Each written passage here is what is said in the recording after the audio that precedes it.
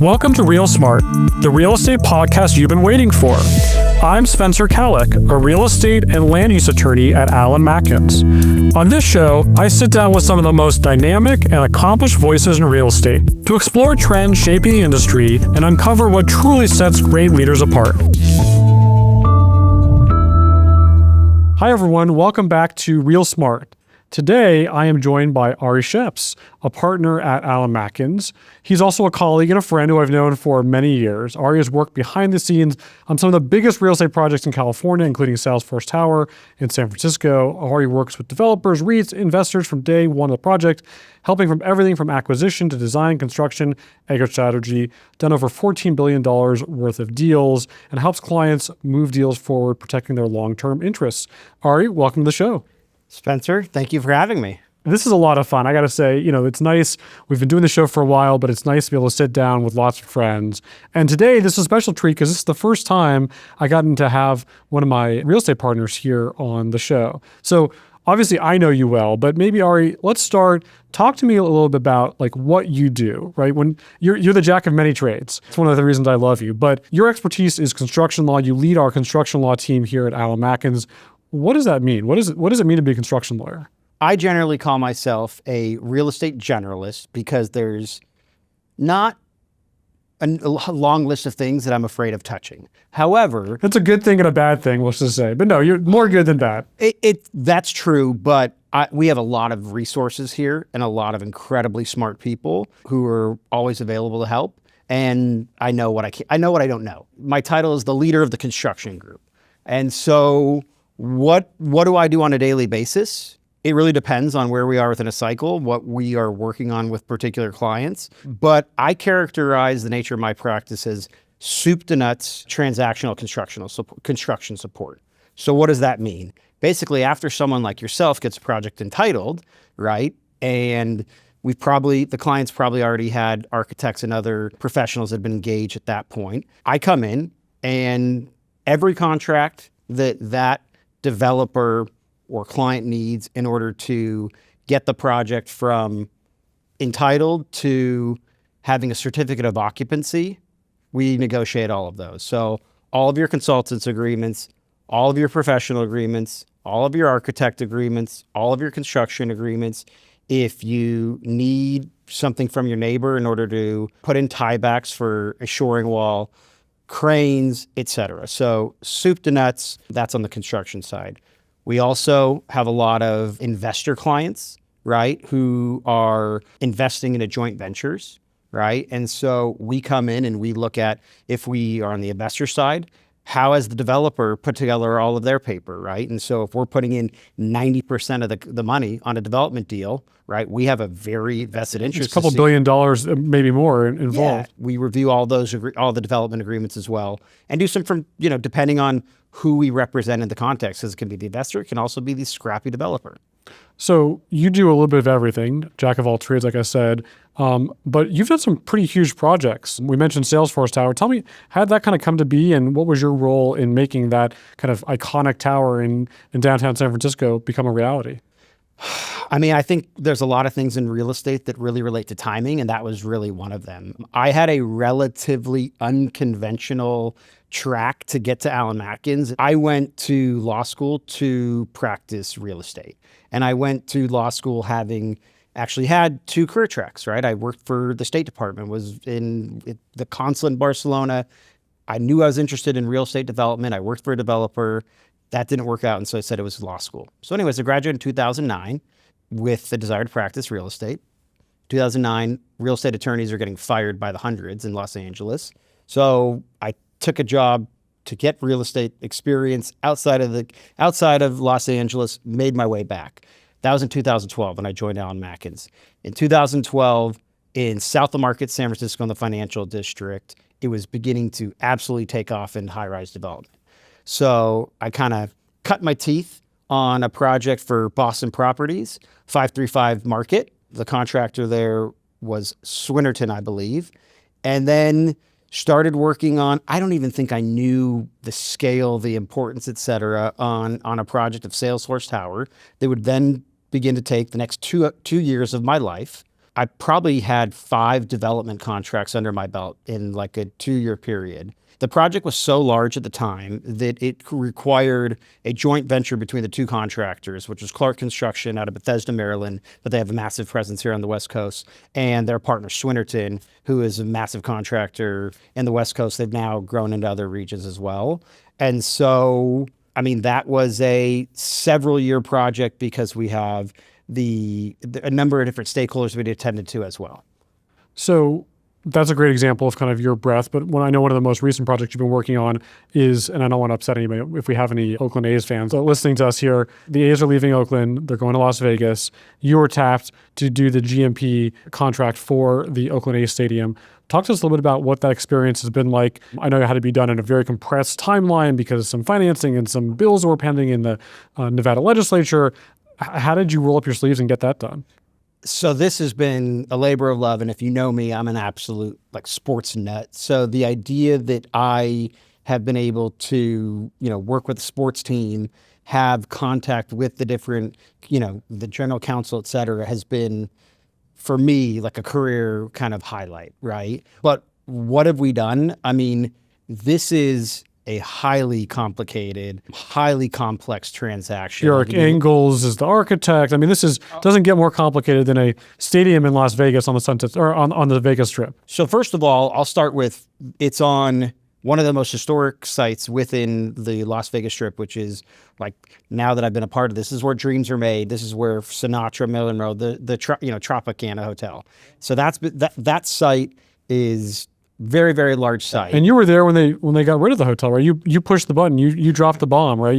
You demolished the place, right? At 3 a.m., as true to form, the way Las Vegas does things, there was an implosion that imploded the 2 towers. It was really, really cool. The stadium is a part of a larger project, right, that involves Bally's GLPI. I think there'll be 8,000 keys for hotels. That's phase 2. We haven't started to work on that yet. But the stadium is designed by Bjarke Ingels. They are a starchitect. They've designed some of the most iconic projects in the world, including what's going to be this baseball stadium. The architect of record is HNTB, very large architect. They specialize in this product as well. The contractor is Mortenson McCarthy JV, right? It's a JV between Mortenson and McCarthy. This is a, very large transaction, well north of $1 billion. Right, that's going to kind of further transform Las Vegas, which is it used to be the entertainment capital of the world. It's now become the sports and entertainment capital of the world. You got the Raiders Stadium and the hockey team and a bunch of other stuff, yeah. So you have the Raiders Stadium, the Aces, right, which is the women's basketball team of the WNBA, the Golden Knights, the hockey team. The Raiders really proved the model. But baseball is actually very, very large. And it's going to be outside, by the way? Like it's hot as hell out there. It's inside. Okay. If you look at if we have, and we're able to pull up kind of the stadium, there's a glass wall with rebar inside of it that's you're able to see it, but it is not a retractable. So it's fully enclosed. So you had to get this done, in 30 days, I remember? How did that happen? We had to get this done we were hired, I want to say in September of 2024. And so we negotiated $1 billion contract in, I think, 45 to 60 days. Wow. Now, if you had your druthers, what does that normally take? Is that a couple of year-long process? You got to Well, I condense told it you down? Salesforce Tower took over a year, Wow. right? And so this is a larger project. But that's just because lawyers are making things more complicated. You should be able to get it done in 30, 45 days. Well, certainly. No? We had there's bond financing and it's the creation of a stadium district, ground lease, et cetera. So we had to have folks from your team on the land use side in terms of help us diligence all the underlying documents and in order to understand how we are going to navigate some of the union issues, the prevailing wage issues, some of the minority hiring practices that you have to follow, all within the contract. It's like a law school final exam. Like there's a little bit of everything going on there. And then, oh, by the way, the deal has changed since then. And so I only a couple weeks ago visited Vegas for the actual groundbreaking of the stadium. June 26th was when we actually So you put a shovel in the ground and they're ready to roll. Shovel on the ground. And remind me, roll. when's it supposed to start? Or when's the first pitch coming out at this new stadium, you think? But 2028 season. 2028. Okay, so not that far away. Not that far 3 away. years. It's amazing. During the summer, right? I grew up in Palm Springs. I grew up in the desert. I know how hot it is. Right now, it's 115. So the working hours are 10 p.m. to 3 a.m. because you can't work midday. That's no joke. One of the things I love about you is your incredible market knowledge and the fact that you are a repeat player in the construction game. What I mean by that is you are doing lots of deals all over the United States where you know what's market, you know what contractors will give on and what they won't. And oftentimes I'll get a client call and say, hey, I'm negotiating this agreement. They say that they never give on this provision, never, ever, ever. What do you think? And I'll call you and you've done a dozen with that contractor and you know that they give on that provision. So automatically we'll get on a Zoom call and it's hilarious, right? Because all the contractors are on there, all kind of mean mugging, looking like they're, going to be really tough on this. And then all of a sudden Ari's picture will pop up on the Zoom screen. And immediately their body language, their shoulders slouch, they go down the career. I mean, some of them are, cussing under their breath because they just know that you know what is market. And so you are instantaneously putting value into the client's pocket and frankly shortening a conversation where there's no conversation to be had anymore because they're going to give on that provision. Talk to me a bit about how do you get that market knowledge? How do you get to a place where you are so dialed in and are able to create that immediate impact for clients? So you've identified one of my value propositions, right? Which is I'm talking to someone and I walk through what the process looks like and all they're thinking about is time and fees, right? On the attorney side. So, well, let me zoom back a little bit because my approach is holistic. I'm not just thinking about this in terms of how we're going to negotiate the best provision on a particular term. I certainly do that because if I'm, talking to you and you're asking, and we're kind of we're feeling each other out in terms of how we're thinking about things, I'm going to tell you, look, what I'm going to be focused on is time and money because that's what ultimately it's what makes a deal happen or not. It's going to make a deal. That's what you're focused on, and so that's when I think about the contract. That's what I'm focused on. But on the deal points, right? You might have that particular client might have 5 deals that they're working on that year, right? I mean, it depends on where we're at in the cycle, but I have more than things are slower right now, given market factors and otherwise. I have far more than 5 deals that I'm working on. So you got 50, 100 deals. I mean, you're cranking right now. It's really a testament to Allen Matkins and our robust real estate practice that we can support such a potent transactional construction practice. And so, one, it's just volume. And it's 2, that I've spent the time and put in the work to understand how the money gets made, right? Where the dollars flow, and really worked with, on the client side, right? Understand their needs such that we've really dialed in what market is, right? And what we should be paying for and how we should be thinking about certain things. And so I can't tell you how many times I've gotten on the phone with a client where they say, hey, put together the budget, I'll do the budget, and then I'll save the, hey, but if you tell me what terms you've been focused on, I'm probably going to save you far more on terms that I know that we'll be able to execute on and transact on than what your budget is to negotiate this contract. And that blows people's minds, but we joke about it, but it's very true. I've seen it literally hundreds of times. You're the king of the one-call close. It requires one phone call for you to often, not always, but oftentimes get a deal closed on one phone call. Thank you. I'll take that as a compliment. It's true. No, but it's also a little bit of, when you think about legal needs for a particular project, I'm not sure that my construction contract or my architect agreement is going to be top of mind for our developer clients, right? It's true. It's top of mind for me, though. I get it, but it becomes top of mind when you have a project that is 2 years late, right? Where your carry costs are killing you. You're having capital calls from investor or otherwise. And when you look at the contract that you kind of just said, hey, this works, and it doesn't have the appropriate protections of which to create leverage on your contractor to perform, you're like, shoot, I need to bring in someone like me, right? Who's seen these issues, thought about these issues, and knows how to problem solve for them. Yeah. And so that's really... And it's real money. I mean, these construction agreements now, especially on these larger projects, are several $billion.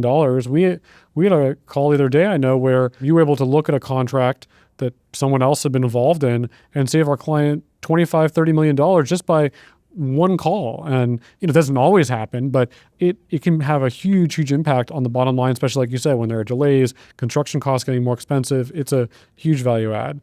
I've got to ask you about just the construction industry writ large, right? We have a lot of news right now about construction costs going up, tariffs, the cost of lumber is more expensive, and steel, and all these things. I mean, if you read the news right now, It's not pretty. What are you actually seeing boots on the ground in terms of what GCs are saying, what your clients are saying, and what are you seeing firsthand right now?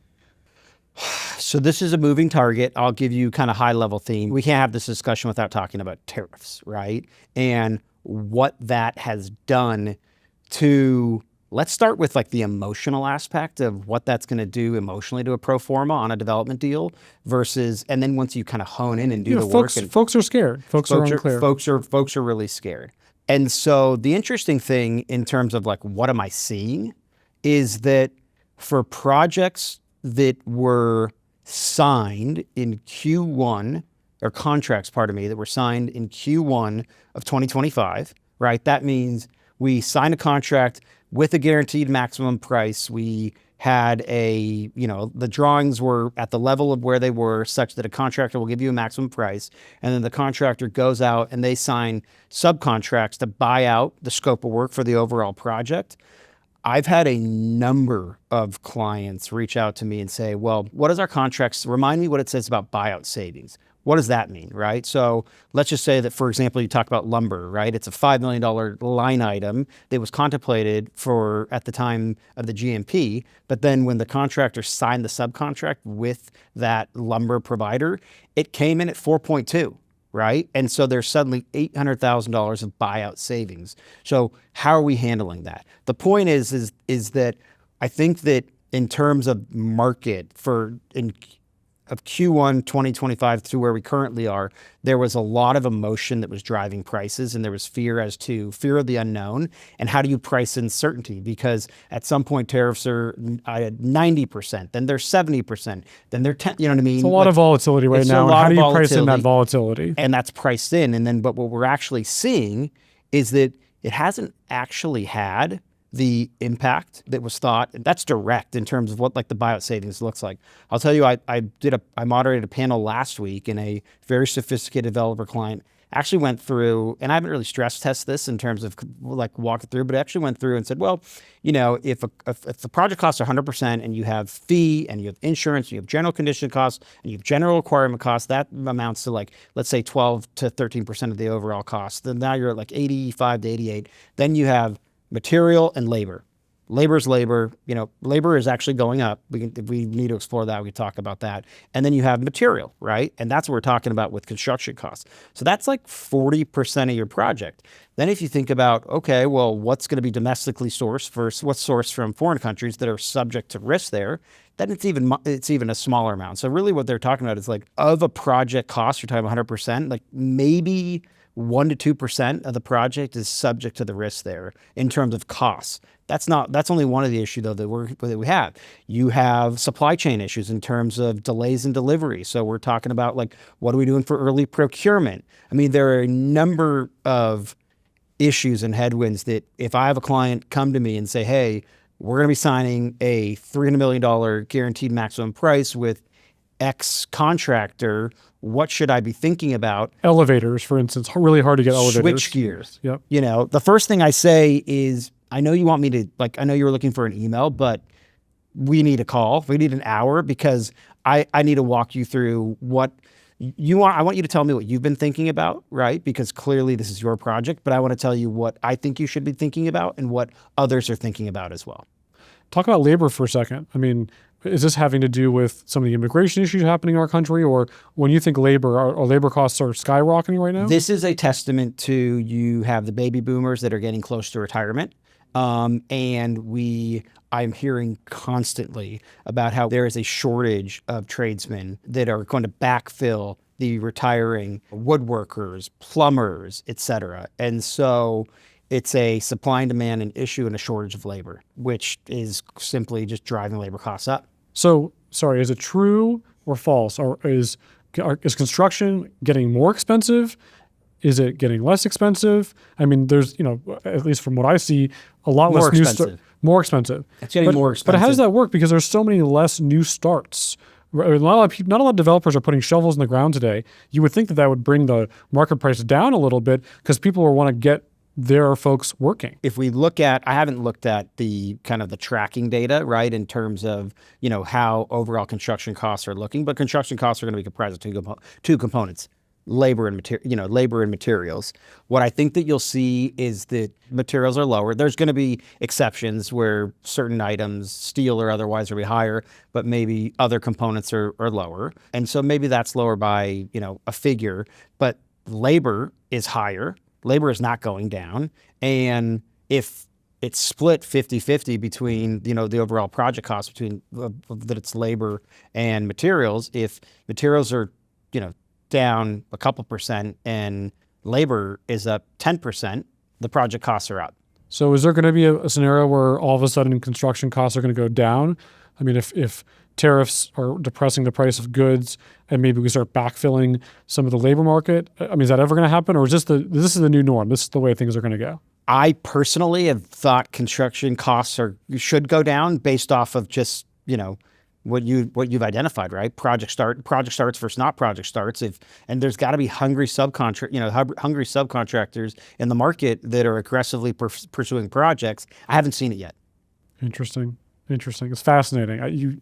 It kind of defies logic, but it is fascinating. Talk to me a bit about, you have a pretty unique practice, right? Lots of law firms, and by the way, this is not meant to be like an Allen Matkins puff piece by any means. I think you have tremendous experience and expertise, but a lot of law firms will say they have a construction practice, but then they don't, right? They maybe have one person who does construction defect litigation, who can maybe knows their way around a construction contract. Talk to me a bit about kind of your unique practice and view on the construction practice writ large. Yeah, so most of the people that do what I do are one of two people. They are a real estate attorney who has a broad real estate practice that does some construction to support their practice. They can get a contract done. They're certainly not going to have the level of expertise in market data. That's one side of the spectrum. The other side, which is more common, which is going to be a construction litigator, right? Who is a litigator who will negotiate contracts because, to support the construction practice.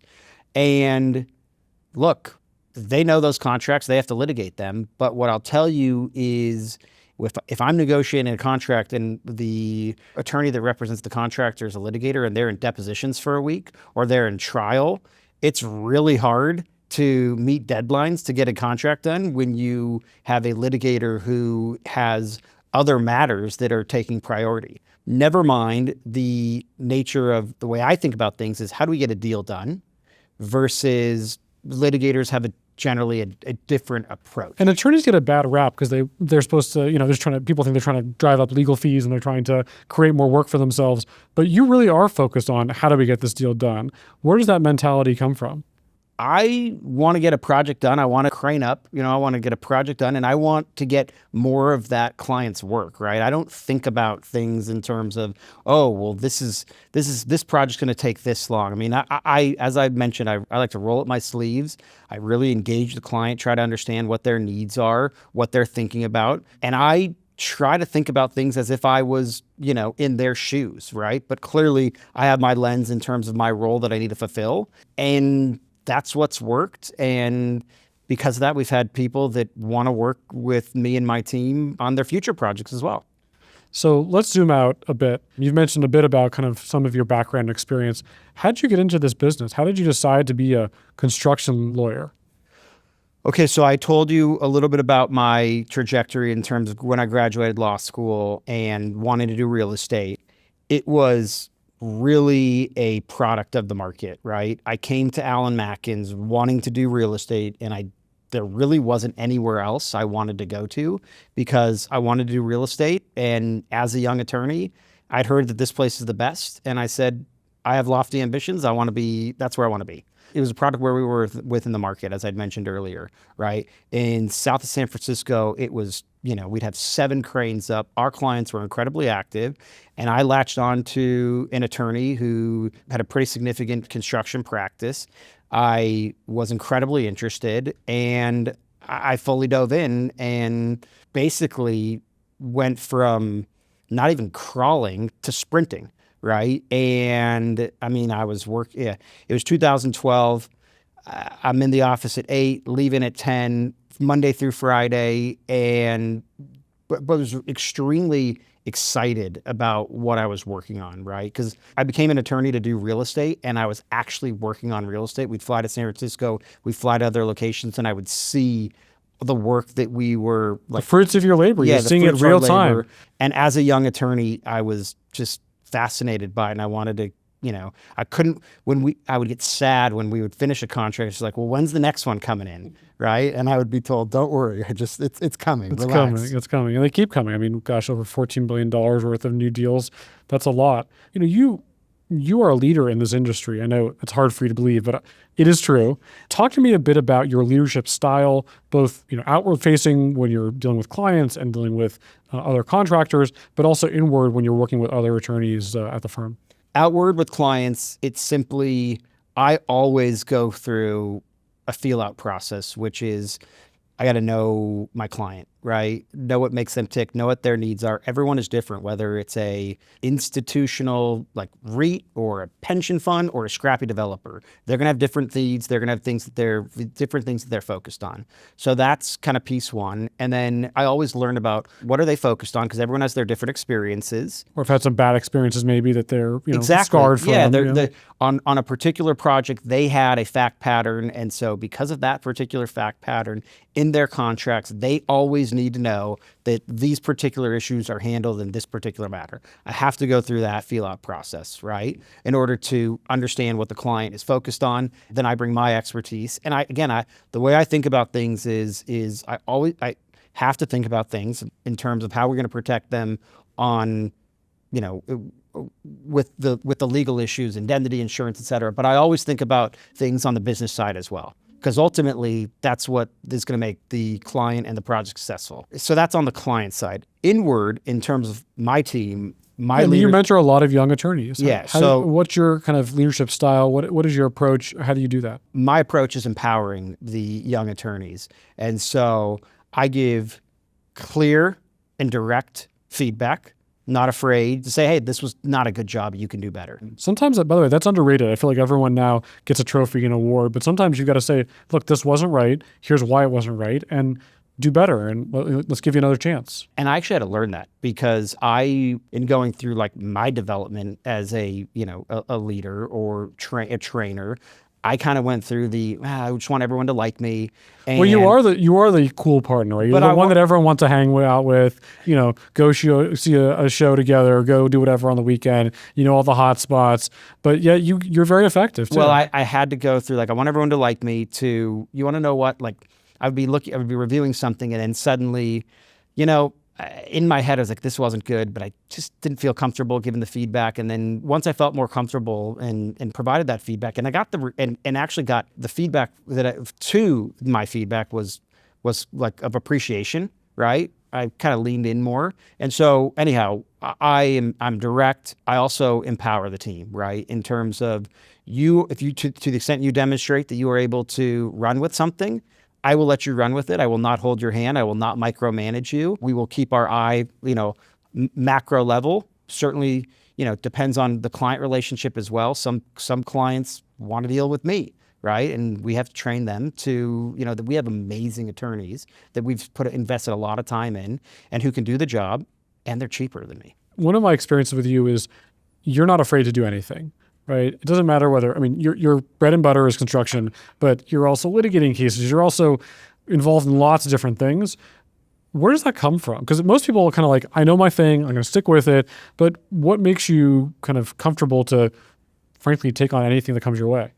I'm curious by nature, and I'm a problem solver by nature. I like to be challenged, and I like to figure things out. And so sometimes that results in me being not particularly efficient. My wife getting frustrated with me because I'm not around as I'm working on something. But you have an amazing wife. She's never frustrated with you. And she's very understanding. But this is really, it's probably a personal trait in terms of I like to roll up my sleeves. I like to figure things out. I'm not afraid of something that I don't know. We have unbelievable resources within this firm. I've had unbelievable mentors and trainers, right, who have invested the time on and giving me feedback, things to think about on items that where I needed guidance. And that's really it. One of the traits is I'm fascinated about how clients make money, what they're focused on, how the businesses operate.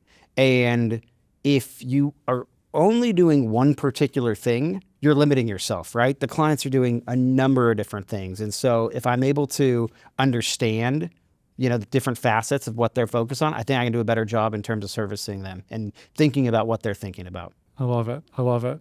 So let's say that we're sitting here a year from now. Where are we going to be at in the world of construction? Are construction pricing going to come down? Labor pricing going to come down? Tariffs going to go away? I'm asking you to take out that crystal ball, the Ari Shaeps crystal ball. What are folks going to be thinking about and seeing a year from now in the world of construction law? There's a number of things to think about. One thing is, if we're talking about California, relief from Sacramento, which you focused on in terms of what's going to make development more feasible and sites more attractive. What else are we thinking about, right? So I'm thinking about where are interest rates, right? I don't have the crystal ball on that, but I assume you control that, right? You can bring interest rates down just by the snap of a finger. The people that I listen to say that they're coming down, right? That is obviously going to have a major impact on development deals, right? Because one of the challenges right now is, how do I get a project to pencil? I think where interest rates fall is going to have a major indicator. It also depends on kind of where we're at within the cycle, right? We've been just experiencing, as some of our colleagues call it, like the great reset, right? And so we've had a number of clients strategically enter the market at great basis, right? And what are they doing with those assets? A lot of value add projects, right? Where are we seeing the development? I don't think there's any firm that's busier on data center development than we are across the globe, right? And that is not slowing down or changing. And those economics are different, right? In terms of what is required on those projects. There is so much pressure for multifamily. We are going to be busy with multifamily, but it's still not easy out there. But a year from now it will be, right? Because interest rates are going to come down, construction costs are going to come down. I hope so. There's a lot of green shoots. Give us some optimism here, maybe. No, but also realism. I mean, but there's also green shoots, right? If you're seeing in San Francisco, kind of they've had their problems, but now there's new leadership. The AI boom is impacting office space. That there's new office demand. In a year, I think that right now we've seen kind of capital come back. I think that there is going to be, I'll characterize it as like muted optimism, right? I think that there's going to be significantly more. It's maybe we'll have been busier in the past, but there's a number of folks that have been sitting on the sideline for a long time. And I think that we're starting to see them jump back in the water. I love it. I love it. Well, look, Ari, super appreciate you making the time, chatting with us, hopping on the Real Smart podcast. When I think about people who are real smart, that's Ari Shaeps. So I want to thank you for joining us and appreciate everyone listening in, and I look forward to talking to you soon. Thanks, Ari. Thank you.